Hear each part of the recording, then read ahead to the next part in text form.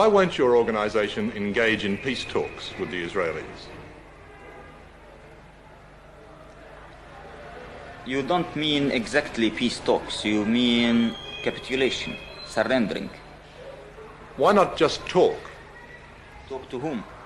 Talk to the Israeli leaders. That's kind of conversation between the sword and the neck, you mean? Well, if there were no swords and no guns in the room, you could still talk. No, I had never seen any talk between a colonialist case and a national liberation movement. But despite this, why not talk? Talk about what? Talk about the possibility of not fighting. Not fighting for what? Not fighting at all, no matter what for. Yeah, people usually fight for something and they stop fighting for something. So you can't tell me even why should we speak about what? Well, stop fighting. For what? Or talk about stop fighting, why? Talk to stop fighting, to stop the death and the misery, the destruction, the pain. The misery and the destruction and the pain and the death of whom? Of Palestinians, of Israelis, of Arabs. Of the Palestinian people who are uprooted, thrown in the camps, living in starvation, killed for 20 years, and forbidden to use even the name Palestinians. They're better that way than dead, though. Maybe to you, but to us, it's not. To us, to liberate our country, to have dignity, to have respect, to have our mere human rights is something as essential as life itself. Hello, ladies and gentlemen, and welcome again to Syriana Analysis. I'm your host, Kirk Almasian. Thank you very much for tuning in to today's important stream on Syriana Analysis, whether you are watching this on YouTube, on Rumble, or on Gun World. I screened this video at the beginning of this stream because I have a purpose behind... I have a purpose, let's say. I have a message I want to send during this stream, and especially where I personally come from when it comes to the Palestinian issue. As you may know, nowadays, many sides are trying to paint that portrait as a religious war, especially the Zionist Israelis, and how they tried so hard in the past few decades in order to make this look like a holy war or a religious war between the Muslims and the Jews in order to bring a lot of, let's say, Christian evangelicals and others on the side of Israel when it comes to the Israeli occupation of Palestinian territories. And Ghassan Kanafani has been a great example, let's say, from the past, and he was assassinated by Israel. So during this show, I'm going to continue just scrolling this, looping, let's say, this video of Ghassan Kanafani, which I will definitely not play the volume. However, I'm going to a little bit tell you about Ghassan Kanafani because I think his story tells us a lot about the whereabouts and the conditions of the Palestinian cause today in 2025 or in the 21st century. As you may know, guys, Ghassan Kanafani was a Palestinian writer, journalist, intellectual, and political leader. He is regarded as one of the most important voices of modern Palestinian literature and a revolutionary figure in the Palestinian national movement. He was born in Akka in northern Palestine. His family fled as refugees during the 1948 Nakba, settling in Lebanon and then Syria. This personal experience of displacement profoundly shaped Ghassan Kanafani's worldview and writings. He was trained as a teacher and journalist. He became a leading figure in articulating the Palestinian experience of exile, disposition, and resistance through literature. What about his literature? Kanafani pioneered the genre of, quote, resistance literature, quote ended. This is the Adab al-Muqawame. His novels and short stories such as Men in the Sun in 1963 and Return to Haifa in 1969 depicted the struggles of Palestinians in exile, the identity crisis of refugees, and the moral dilemmas of resistance. Through these works, Ghassan Kanafani gave voice to silenced Palestinians and helped define cultural resistance as part of the liberation struggle. He also worked in journalism and as a thought leader. He worked as a journalist and editor, for example, for Al Hadaf newspaper, or The Target in English, which was back then the mouthpiece of the Popular Front for the Liberation of Palestine, PFLP. His essays analyzed Zionism, imperialism, and Arab politics, and he offered a sharp critique of regional regimes that neglected Palestine, especially the Arab Gulf monarchies. As a leading member and spokesperson of the PFLP, Kanafani was not only a cultural figure, but also a committed revolutionary. He linked the armed struggle with cultural and intellectual resistance, insisting that liberation required both. Kanafani embodied the fusion of pen and resistance. He was both a literary icon and a political strategist. Kanafani rejected the idea that Palestinians were passive victims. Instead, he portrayed them as agents of their own liberation. Kanafani's writings inspired generations of Palestinians and Arabs to see literature as a weapon of struggle. Kanafani gave intellectual depth to the Palestinian cause, framing it as part of a broader anti-colonial movement. On July 8, 1972, Ghassan Kanafani was assassinated in Beirut, Lebanon. A bomb was planted in his car, killing him and his 17-year-old niece. Her name was Lamis Najm. The assassination, of course, was carried out by the Mossad, Israel's intelligence agency, as part of its campaign to eliminate Palestinian leaders abroad. Ghassan Kanafani was targeted precisely because of his effectiveness as a political leader and cultural figure. His words were seen as powerful as weapons. Ghassan Kanafani, so my friends, was not only a gifted writer, but also a revolutionary thinker who linked Palestinian literature, culture, and armed struggle.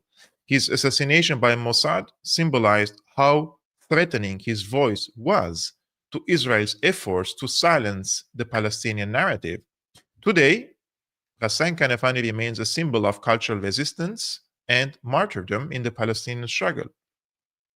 Now, I wanted to check something important, and that is, has killing Palestinian intellectuals like Ghassan Kanafani paved the way for the rise of more radical groups or Islamist groups in Palestine, right? So the question is that's a very important question, a controversial one. So I want everyone to be, let's say, more open-minded about it, because I believe personally that Israel deliberately killed and assassinated many left-wing intellectuals, nationalist intellectuals among the Palestinians in order to pave the way for the rise of more Islamist groups in Palestine. So Kanafani and his contemporaries in the PFLP and other leftist movements like George Habash, Naif Hawatmeh, Mahmoud Darwish, on the cultural side, represented a secular, Marxist, and pan-Arab current back then. They framed the Palestinian struggle as part of a broader anti-colonial and class-based struggle, connecting it to global liberation movements in Vietnam, Algeria, and South Africa. Their presence created a political horizon beyond religion, one based on liberation, justice, and human dignity.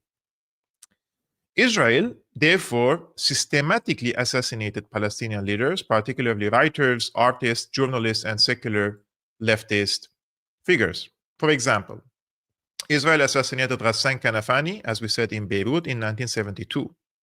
Israel assassinated Kamal Adwan, Kamal Nasser, and Mahmoud Yassin in 1973, all in Beirut. Israel assassinated Majid Abu Sharar in 1981 in Rome, by the way, by a bomb. And also Israel assassinated Najil Ali in 1987 in London. And he was a cartoonist and he was shot dead. So all these figures represented back then a political or cultural resistance that appealed to international audiences, right? Therefore, silencing these voices weakened the Palestinian secular discourse. In the 1970s and 80s, while leftists and secular nationalist leaders were being killed or exiled, Islamist movements like the Muslim Brotherhood networks that later gave rise to Hamas were often left less targeted in the early years. They were not as much as targeted by Israel like the leftist, Marxist, and nationalist movements. Israel even tolerated some Islamist activity in Gaza in the 1970s, seeing it as a counterweight to the PLO and the leftist factions. By the time of the first Intifada in 1987, the left had been weakened. The PLO was in exile and Islamist groups had gained strong grassroots presence. So what were the consequences of this? The consequences was the erasure of secular intellectual leadership like Ghassan Kanafani, deprived Palestinians of globally respected voices who could bridge East and West resistance and dialogue. One of the other consequences was the rise of Islamist groups, and this was in part a reaction to that vacuum that Israel has created when cultural and political leaders were eliminated. Movements with religious framing and grassroots networks in mosques, charities, etc. were more than easily, they were able to mobilize themselves, right? And this shift, of course, changed the character of the Palestinian struggle from a secular, anti-colonial, pan-Arab, and socialist framing in the 60s and 70s to a more fragmented religious nationalist framing from the late 1980s and onward. So the assassination of Ghassan Kanafani and other Palestinian intellectuals, my friends, deprived the movement, the Palestinian liberation movement, of secular revolutionary voices and contributed to the weakening of the left. This vacuum helped create the conditions in which more radical Islamist groups could rise, especially during the first Intifada and afterwards. Now, I wanted to ask myself another question, and that is how the rise of Islamist groups in Palestine served Israel to portray its enemies as terrorists with whom it cannot negotiate and hence kill the two-state solution, right? And this is, in my opinion, a very deep and important question that we really need to answer it in a very thorough way. In the 60s and 70s, as we mentioned, the PLO, especially Fatah, PFLP, DFLP, posed a formidable threat to Israel. Leaders like Ghassan Kanafani, George Habash, Yasser Arafat framed the Palestinian struggle as one of anti-colonial liberation, which resonated globally with many people around the world. Their legitimacy was strong enough that they gained recognition at the UN in 1974 and eventually diplomatic standing. This made Israel's image as a victim surrounded by enemies harder to maintain because Palestinians were increasingly seen as a colonized people seeking self-determination. In the 1970s and 80s, Israel, my friends, allowed and even indirectly supported Islamic associations in Gaza linked to the Muslim Brotherhood as a counterweight to the secular PLO factions. These Islamist networks focused on mosques, charities, education, or religious education, gaining grassroots legitimacy. And by the time of the first Intifada in 1987, Hamas emerged as a stronger rival to the PLO. So analysts, including, by the way, some former Israeli officials, have since admitted that Israel underestimated Hamas, thinking it would weaken the secular nationalist leadership. So with the PLO, Israel faced a national liberation movement that spoke the language of self-determination and international law, which resonated with the global public. With Hamas, however, Israel could reframe the conflict as a religious war on terror, portraying Palestinians not as dispossessed people, but as quote-unquote jihadists, right? This aligned with Western fears, especially, or Western people's fears, especially post 9/11, making Israel appear as a frontline state in the war on terror, right? This also served in a different way. For example, the rivalry between Fatah in West Bank and Hamas in Gaza, this split between the Palestinian politics after 2006 has created an unbearable situation and political conditions for the Palestinians themselves. This division allowed Israel to argue that There is no partner for peace since Palestinians were politically fragmented, right? This also undermined the two-state solution, not that I'm in support of. Whenever the PLO, later the Palestinian Authority, engaged in peace talks, Israel could point to Hamas rockets or attacks to say, we can't give up land to people who want to destroy us, to kill us, right? This allowed successive Israeli governments to stall, expand settlements, and avoid meaningful concessions.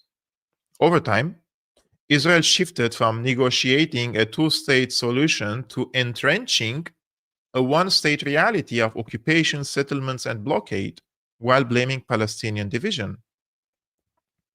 So by empowering the narrative of we face terrorists, not peace partners from the Israeli side, Israel avoided making concessions that would have been necessary under Oslo or earlier UN resolutions. Meanwhile, Palestinian leadership was weakened both externally by assassinations and exile, and internally, the Fatah-Hamas split and the loss of credibility. The international community, particularly, of course, the US, often accepted Israel's framing, prioritizing security over justice.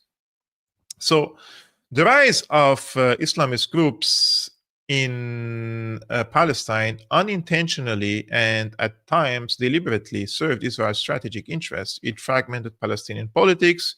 It shifted the narrative from national liberation to terrorism. It gave Israel a permanent excuse to reject peace talks. It allowed Israel to gradually bury the two-state solution while expanding settlements.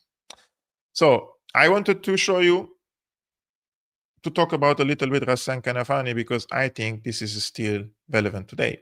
I still want to show this video one more time for those who joined recently. And while you're watching this stream, my friends, I would kindly ask you to like this stream so that this stream could reach to more people. As you may know, I was on a semi-vacation in the past 3 weeks and I couldn't post a lot on this channel. So it would be a great help and support from your side if you just hit the like button so that these channels can navigate through the algorithm again and we could reach to the people that we used to reach in the past. So as our brilliant moderator says, please like and share this video.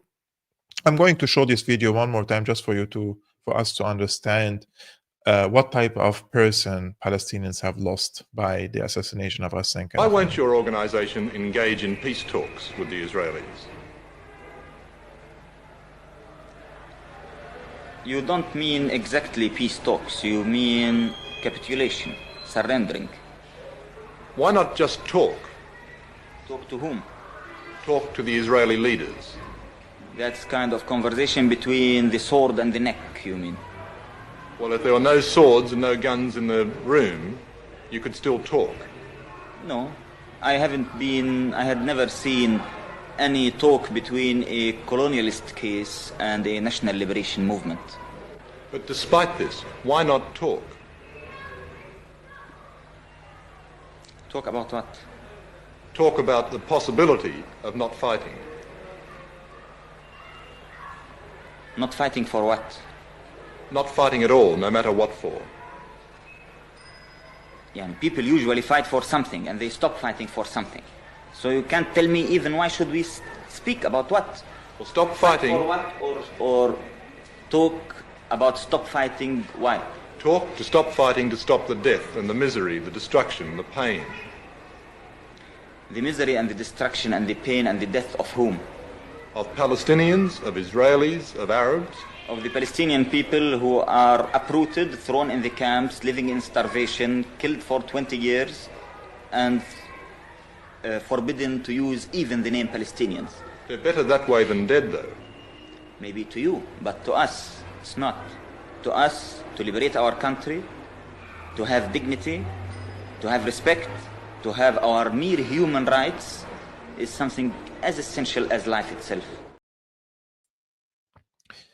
I think that is a problem with many Western journalists and officials who I think they reject to understand the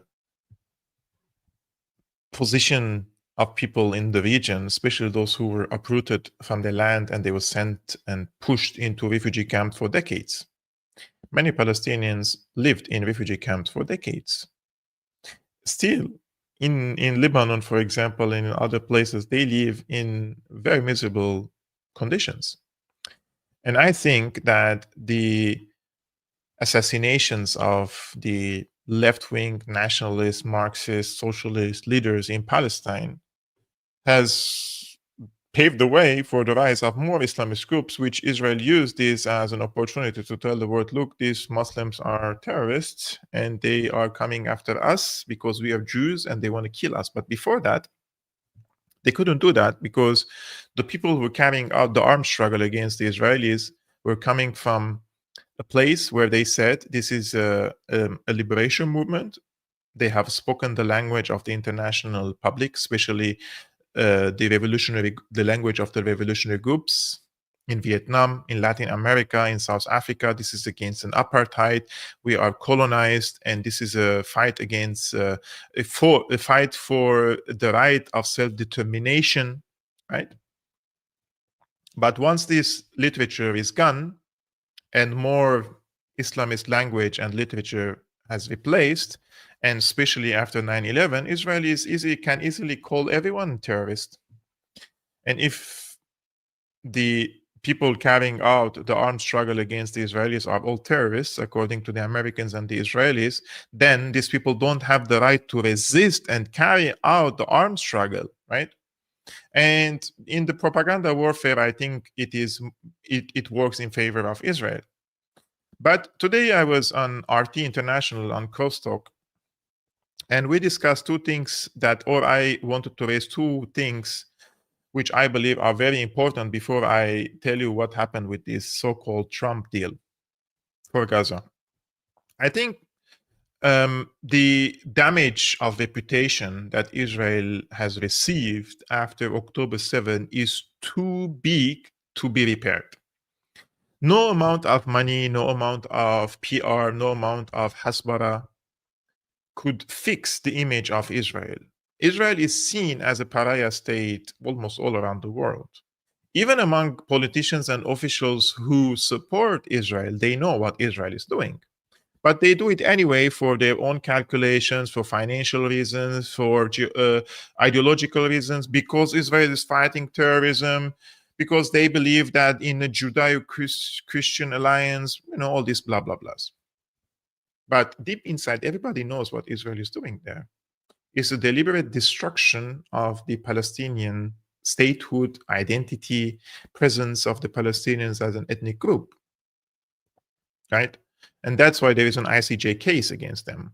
And this week, if you watch this video of Netanyahu meeting with TikTok influencers or American influencers, it tells you something, right? The prime minister of Israel, not someone second class or third class or fourth class official in the 8200 unit or in the Hasbara unit in the Israeli occupation forces or the PR firm. No, the prime minister of Israel sits with American influencers and urge them to defend Israel online, especially on TikTok, calling social media one of the most important weapons in modern warfare. So information warfare has become really, really important. And Israel is losing this information warfare. That is why all this money is being distributed to influencers to go on trips to Israel, to defend Israel on X, on TikTok, etc. And that's why Israel has been so adamant to buy TikTok through their billionaires, right? Jewish billionaires. And the second thing that I wanted to make, but before that, the second thing, for the first time in the history of these Israeli influence operations in the US, Israel is doing it so openly and so blatantly.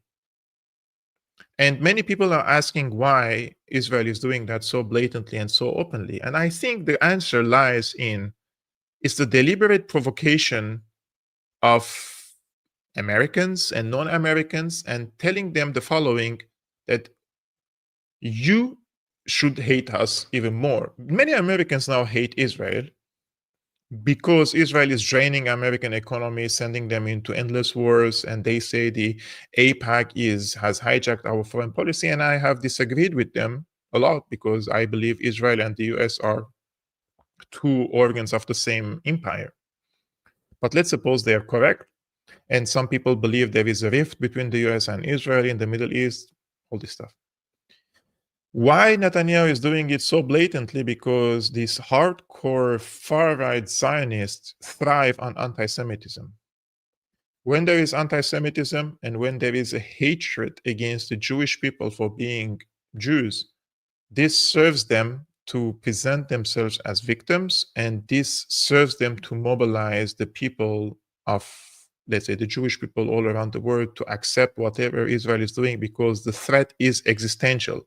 But this is a very, very dangerous game that Netanyahu is playing in this case, and I believe that this could blow up in the face of the Israelis all around the world. What this hardcore Zionist government is doing in Israel is counterproductive for the Jewish people around the world. And this would definitely increase anti-Semitism. But there is also something that I said today in this crosstalk show with Peter Lavelle, that I don't agree with this framing and wording of this barbaric onslaught of Israel against the Palestinians in Gaza of being, this is Netanyahu's war in Gaza. That's completely untrue.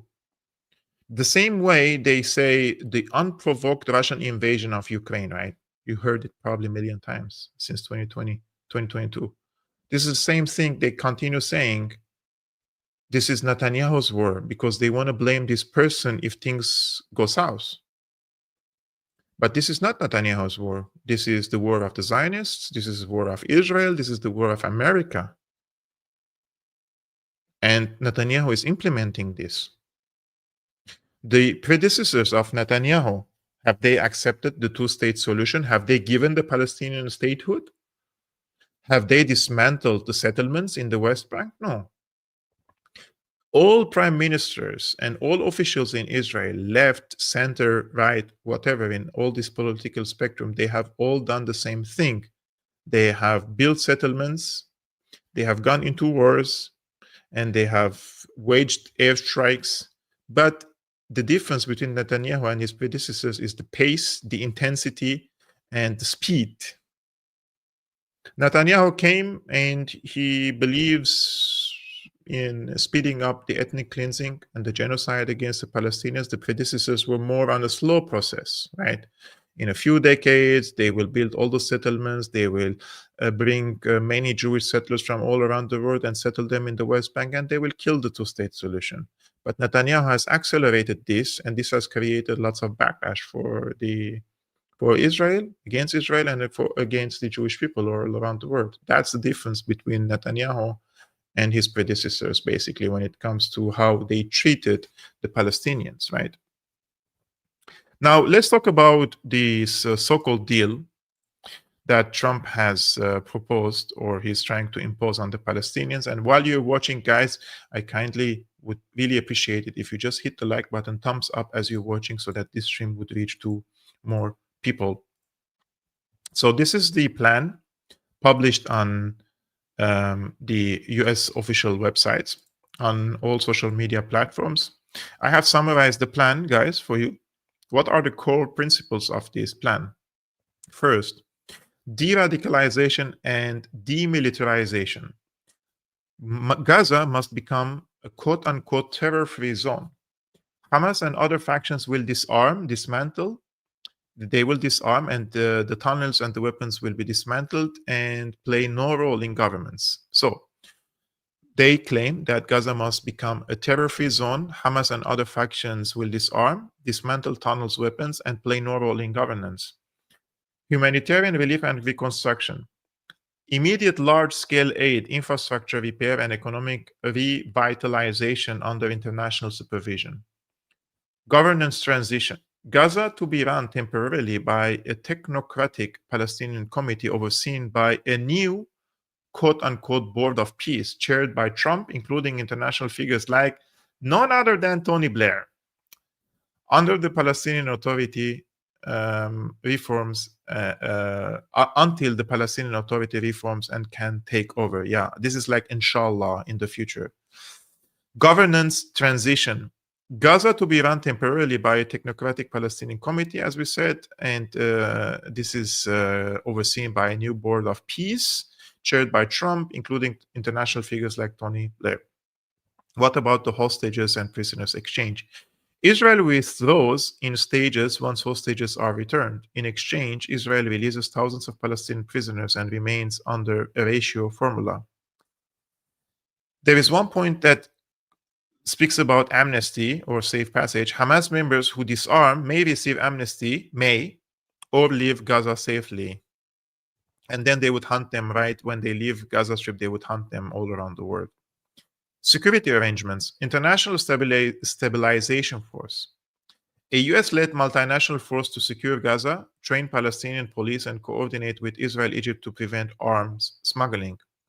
Israeli withdrawal. IDF gradually withdraws as ISF is the International Stabilization Force, and Palestinian police assume control, leaving only a temporary perimeter presence. Guarantees by regional partners, Arab states ensure compliance and back security. We have economic and social vision, rebuilding Gaza, freedom of movement, no forced displacement. Gazans may leave and return freely. This is probably the only good point in this deal. Interfaith dialogue, promote reconciliation and mindset change through religious cultural engagement. I think this should be also applied on the Israelis themselves. Political horizon toward statehood. Once Gaza is stable and the Palestinian Authority reformed, this is like inshallah in like years from now, and whether that happens or not, nobody knows. The plan envisions conditions for Palestinian self-determination and statehood. Do you really buy that? US brokered dialogue, Washington to facilitate talks on a long-term political settlement between Israel and Palestinians. So in essence, guys, the plan ties immediate ceasefire and prisoner swaps to a phased Israeli withdrawal, okay? The installation of an internationally managed transitional authority under Trump's leadership, demilitarization enforced by a stabilization force, and eventual reconstruction, and limited path toward Palestinian statehood. And I think this is a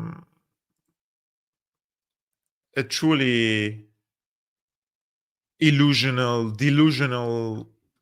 thing to propose and think that this would really work out, especially that Israel essentially relies heavily on deception, relies on false flag attacks, on attacking Palestinians and say they violated the ceasefire agreement, right? I just want to mention a few analyses here because our friends have posted some analyses which I want to share with you.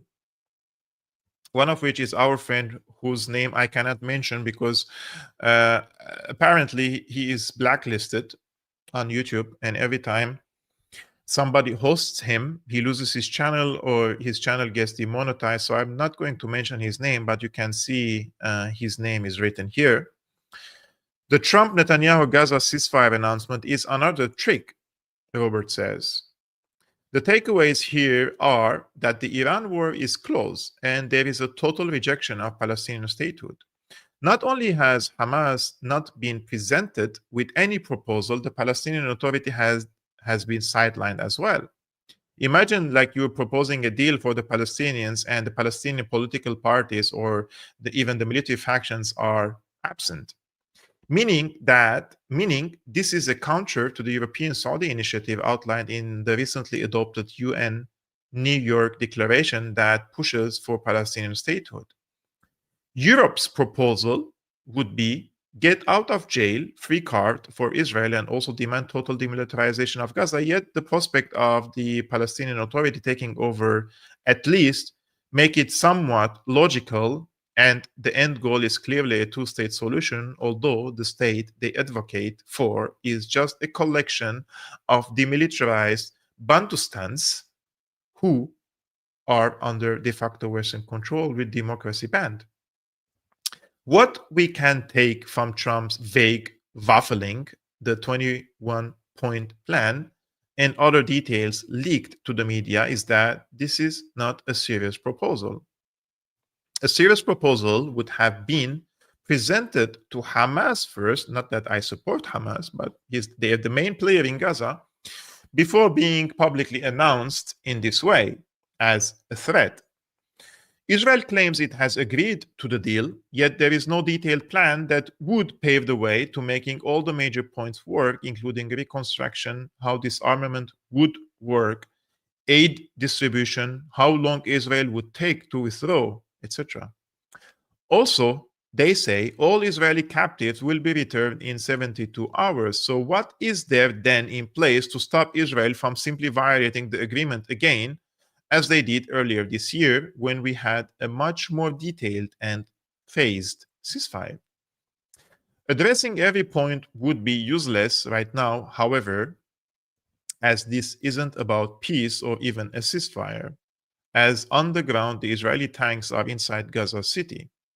It is a public declaration that Israel and the US will defy the path to any Palestinian state, however small. Instead, they will continue down the road of total annihilation of all their opposition. Israel and the US, according to multiple sources across the region, are anticipated to be preparing major assaults in Iran and Lebanon. They seek to deal serious blows to both Hezbollah and the IRGC, aiming at ultimately achieving regime change in Tehran as their preferred end outcome. This is a regional war. Gaza is only one of the fronts. Beyond the press conference being a public display of an awkward affair between Trump and Israel, it is a warning of what is to come.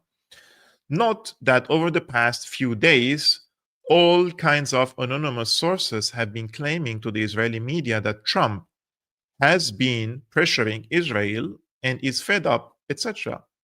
All of this is the same nonsense about a mythical 2-year behind-the-scene Israeli-US battle that has never happened. The same exact propaganda was spread all throughout the Biden administration, with Biden himself even giving meaningless speeches declaring ceasefire proposals that were only followed by more massacres. We are about to see something big. So he's anticipating a war with Iran. The only question is who throws the first punch. Historically, the Israelis have always been the ones to initiate. I totally agree with him. And in this case, guys, Dmitry Laskares also brought up our attention to something important, and that is Israel's track record of violating these deals and blaming it on its enemies in order to continue or break the deal, right? Trump and Netanyahu are crowing that they have a peace deal, but there is no deal. In fact, the Trump and Netanyahu regimes have not even delivered their proposed peace plan to Hamas. And based on media reports about the plan, Hamas leadership say they will not accept the deal. What is going on here is that Trump, Netanyahu, European governments, and Washington's Arab puppets are trying to create an expectation that a deal is done. But they know that the deal they have so-called quote-unquote negotiated among themselves is unacceptable to all Palestinian groups. This is all a setup. I mean, resistance groups, the armed groups, right? This is all a setup to blame the resistance for the failure of the negotiations so that Trump and Netanyahu can continue the mass slaughter of Palestinians. Unfortunately, I agree with him that they will break this so-called peace deal and the slaughter will continue against the Palestinians. And I think what Netanyahu and Trump said during their press conferences, and I'm going to now show you 2 videos about this, just reaffirms our fear. This is Netanyahu. Netanyahu says, if Hamas rejects your plan, Mr. President, or if they supposedly accept it and then basically do everything to counter it, then Israel will finish the job by itself. I think we should understand that we're giving everybody a chance to have this done peacefully, something that will achieve all our war objectives without any further bloodshed. But if Hamas rejects your plan, Mr. President, or if they supposedly accept it and then basically do everything to counter it, then Israel will finish the job by itself. This can be done the easy way, or it can be done the hard way, but it will be done. We prefer the easy way, but it has to be done. All these goals must be achieved because we didn't fight this horrible fight, sacrifice the finest of our young men to have Hamas stay in Gaza and threaten us again and again and again with these horrific massacres. The deflection and reflection here, projection basically is so big. And look, he said they will do it anyways, they finish the job. Ali Abu Na'mi, who is Palestinian himself, he mentions something important here. We don't have to agree with him on everything he says, but something important when it comes to Israel and its inability to so-called finish the job. He says people are missing something important. The reason Israel still needs to demand that the resistance to its genocidal evil voluntarily disarms is because after 2 years and the total backing of Western barbarism, Israel has not been able to defeat the resistance as opposed to hospitals and babies. It is totally false to claim that what Israel will do next depends on a decision from Hamas or any other Palestinian party. To even consider this is to fall into a Zionist trap. No Palestinian is or has ever been responsible for the evil done by Zionism or can alter the course of Zionism by negotiating with it. Palestinians have never brought it on themselves. Zionism's unvarying goal is and has always been the destruction of the Palestinian people and the theft of all their land. Agreements have only ever delayed and postponed, but at no time have the Zionists ever renounced their goals. The Zionists just wait for the right moment to advance again. The only choice Palestinians have ever been given is to accept certain destruction or to resist, albeit with no guarantee of success. That has never been clearer than now. You can coexist with Zionism just as much as you can coexist with a house fire. Either you extinguish it or it consumes you. The world has to put out this fire with all necessary means. Now, what I agree in this are two things.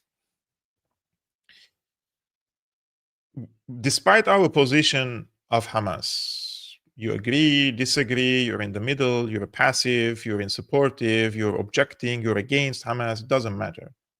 Hamas is a main player in Gaza, right? And if Israel, or had Israel been able to defeat Hamas now militarily, then they wouldn't have needed this type of deal to come and say we prefer in the less bloody manner, to finish the job in a less bloody manner. And Israel was able to shed less blood anyways, but they preferred more bloodbath in Gaza. And this was their military approach from the beginning. So in this case, not talking to a party which is fighting against Israel, and this is the main player, it seems, in my opinion at least, unrealistic and irrational in terms of like when it comes to negotiations, right? If you're negotiating and the main player is not present, and you're saying you either disarm or we will continue killing you. Well, you were doing this for the past how many years? 2 years, right?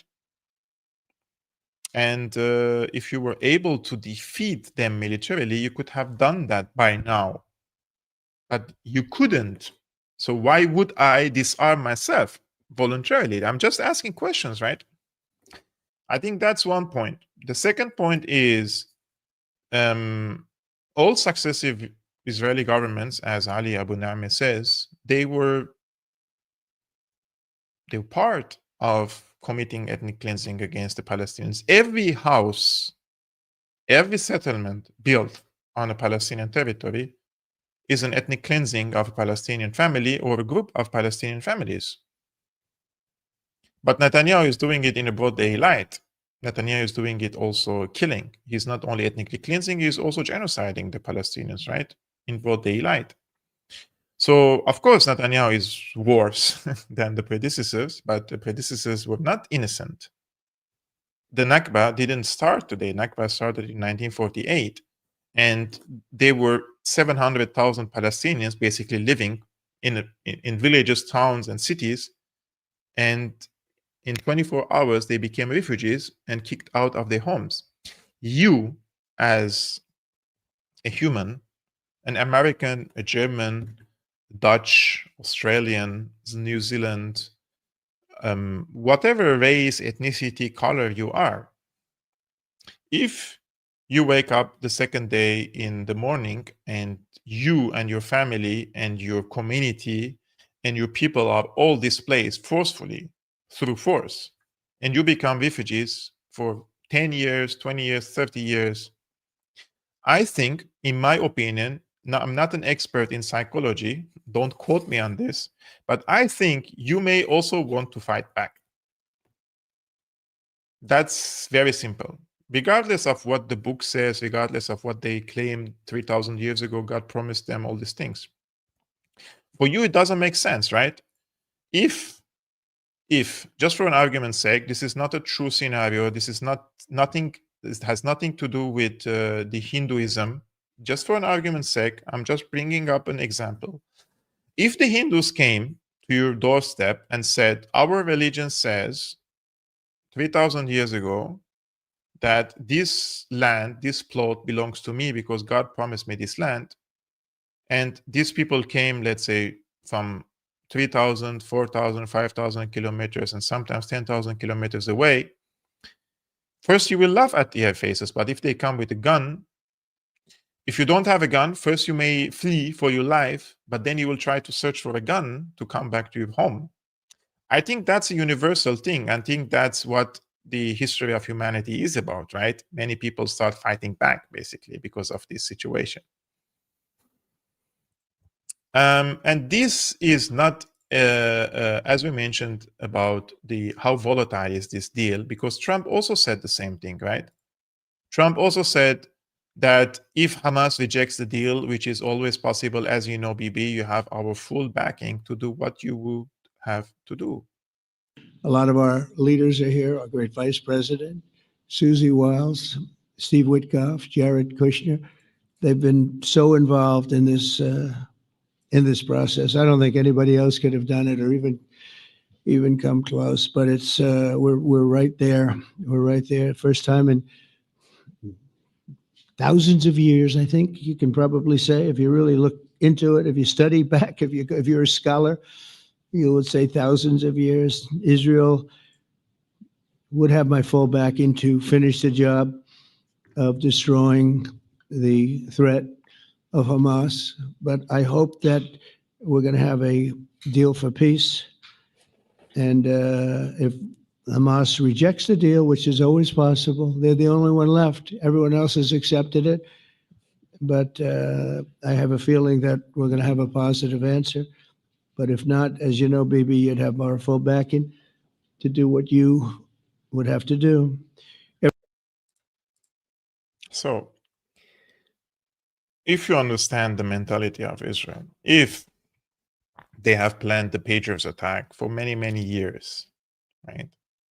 And they have carried out false flag operations in the past, assassinations, and so many secret operations, basically, cyber attacks, softwares they created to spy on people, and they're using all these AI-generated missiles and rockets to kill 100 civilians in the sake or in the search for one Hamas member, then the realist in me says that it is very possible, Mr. Trump, that it would be Israel who would violate the ceasefire agreement. And what would you do with that? You will not blame Israel. And when Hamas fires back, you will say Hamas is violating the ceasefire agreement, and then they have our full backing to continue the slaughterhouse. This is what is going to happen, unfortunately, unless they have now a different plan to calm down the situation in Gaza because they want to shift their focus on Iran, which is a serious possibility that they would attack Iran again. Because, in my opinion, Israel couldn't reach its strategic goals in Iran in the past first phase of war. And they are determined. I always said to our Iranian friends and colleagues, those who support the Iranian government or those who oppose the Iranian government, this is just an analysis. And I told them, Israel is not done yet with Iran. And the Israelis see two ways of achieving this. They see the hard way, which they tried already: decapitation of leadership, assassinations, trying to create chaos in the country, so-called revolution, regime change, through airstrikes and missile attacks, cyber attacks, intelligence operations inside the country. You know, they have used multi-layered of warfare against Iran. They have succeeded in some of them, but they couldn't manage to change Iran's geopolitical posture. We could put that yet into brackets because Israelis are so adamant and determined to continue. So what is the strategy of Iran in this case? Iran, it seems, also divided. The IRGC and what they call the hardliners in Iran, they prefer the deterrence, they prefer the military approach against this type of attacks. Now you have the so-called reformists who say, let's change the paradigm in Iran, let's change our paradigm from a paradigm of confrontation into paradigm of possibilities and opportunities, and resort into diplomacy and talk with the Americans and cool down the situation. My interpretation is that if Iran resorts into the second approach, and that is the paradigm change, which is let's talk and diplomacy, Israelis and the Americans will not stop until regime change happens. Concessions to a party which is not interested in getting concessions and win-win solutions means they will get the win and they will come back later to get more wins and more wins and more wins. And this is the unfortunate situation in the region, that the neoconservatives, the neocons, they believe in a zero-sum game, and the Israelis believe in supremacy over the region. Friends and enemies, supremacy over friends and enemies. So there is no escape from a confrontation with Israel. There is no escape from an Iranian confrontation with Israel. It's going to come sooner or later. And I hope I'm wrong. I truly hope that I'm wrong. I wanted to show you a few other things, but I have to summarize them now into two other topics, basically. They're all related. Netanyahu posted a video in Hebrew talking to his people in Israel, because what he said in English to the international public, to his friends in America, is something, and then he has his hardline, radical, extremist fans and officials in his government who were not happy with this ceasefire agreement or this deal. He told them, quote, instead of Hamas isolating us, we isolated Hamas. Now the entire world, including the Arab and Muslim world, is pressuring Hamas to accept the terms to release all our hostages while the IDF remains in most of the Strip. I think he's not lying completely. Arab countries are pressing now Hamas, and one of the countries which is pressing Hamas is Qatar. And why I mention Qatar? because Saudi Arabia is enemies with Hamas, Egypt is enemies with Hamas, all these UAE is enemies with Hamas, but the country which claimed that it is friends with Hamas was Qatar, right? And how did Qatar accept this deal? This is the issue that we have to focus on. This is the main issue, guys. So the Ministry of Foreign Affairs of Qatar posted this statement on its X, says, Israel apologizes for its attack on Qatar during a call between the US President, the Prime Minister, and Minister of Foreign Affairs and the Israeli Prime Minister. So there was a direct call between Benjamin Netanyahu and Emir Tamim and the Foreign Minister of Qatar, during which Israel allegedly apologized for Qatar, for bombing Qatar, basically 2 weeks ago. I think this was 2 weeks ago, right? Now, why would Israel do that? Israel has never apologized to anyone before, right? I think our friend David Miller described it correctly here. David Miller says, we now know the price of Qatar.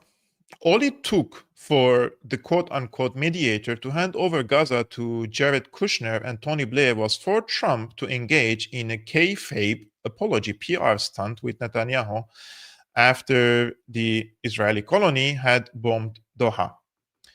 Roll on for war on the Islamic Republic and the Qatar-backed Zionist colonization of Gaza. And how do we know that Qatar now accepts this deal? Because Qatar basically issued a statement alongside other Arabic countries. And I'm going to show you this statement. This is a joint statement which includes the signature of Qatar, basically welcoming the Trump deal. The foreign ministers of Jordan, UAE, Indonesia, Pakistan, Turkey, Saudi Arabia, Qatar, Egypt welcome President Trump's leadership and his sincere efforts to end the war in Gaza and assert their confidence in his ability to find a path for peace. So while hosting Hamas on its soil and pretending to be a supporter of the Palestinian resistance, Hamas, jihad, at the same time, Qatar puts its signature on a document welcoming Donald Trump's so-called peace deal, which calls on the disarmament of Hamas, while hosting them on Qatari territories and claiming to be a neutral player or supporting player for Hamas, right? I have told you for a very long time, guys. Anyways, as we say in Arabic, hair has grown on my tongue, trying to tell the people that Qatar is a psyop in the region. And another big psyop in the region, which of course we have talked about it extensively on this channel, I don't have to repeat it all the time to you, is Abu Muhammad al-Jolani, who I argued and said he is the Eli Cohen of the 21st century. And during his time in the US, he has met with a Jewish billionaire, Zionist billionaire, Ronald Lauder. Ronald says, I had the opportunity to have a first meeting with Syria's President Ahmed al-Shara on the sidelines of last week's UN General Assembly.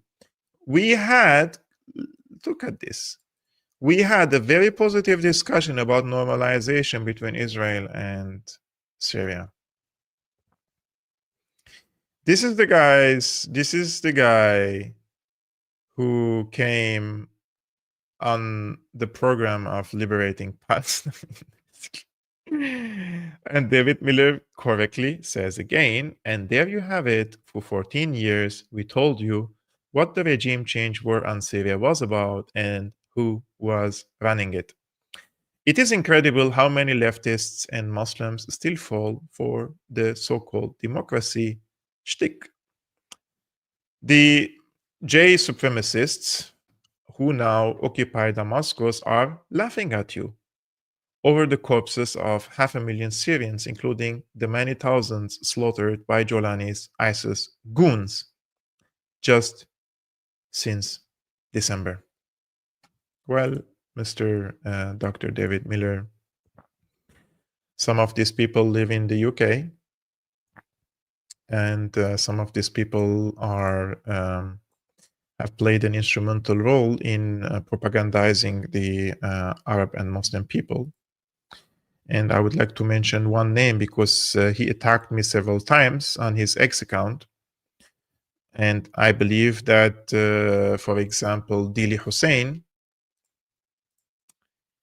this guy is, of course, another non-Syrian Bangladeshi Muslim Islamist person who supported Jolani and attacked me so viciously. And he propped up Jolani, and he claims to be pro-Palestine. I really wonder what's the opinion of Monsieur Dili Hussein, who pretends to be pro-Palestine now. And many, many like him. Many, many like him, my friends. There are so many psyops among the Muslim communities, talking heads, influencers, podcasters, etc. And they have successfully psyoped millions and millions of Muslims. Well, what can I say? I would like to see some of the comments. These guys have no reach, Kevok. No one takes them seriously. They are only popular in their Islam. Yeah, but that's very important. The Islamic echo chamber, they are very powerful. They are very influential and they're impactful. And many, many Muslims, hundreds of them came from all around the world or only from Europe to Syria to fight against the Syrian people. And people like Dili Hussein and others, they have mobilized the ranks of many people, not telling them to go and fight, but by basically delegitimizing the previous government and trying to portray it as a holy war against the infidels, blah, blah, blah. Yeah, unfortunately. So, guys, I would like to thank you all for joining today's stream. If you like this stream, the easy thing to do, and I would really appreciate it if you just hit the like button, thumbs up before leaving. And special thanks to all of you guys who joined today on YouTube, on Rumble, on Ganjing World, and to our moderator Red Access for doing a brilliant job in the live chat. If you like to support the independent work I'm doing, the link is scrolling on the screen, patreon.com/Syriana analysis, or you could simply use your smartphone, scan this QR code on the side of the screen, and you could jump to Patreon. If you don't like to use Patreon, there are different other means in the description below. And as our moderator says, please don't forget to like and share. Peace be upon you guys, upon your families, and I will see you tomorrow at 5 p.m. Central European Time, 11 a.m. Eastern American Time. Salam.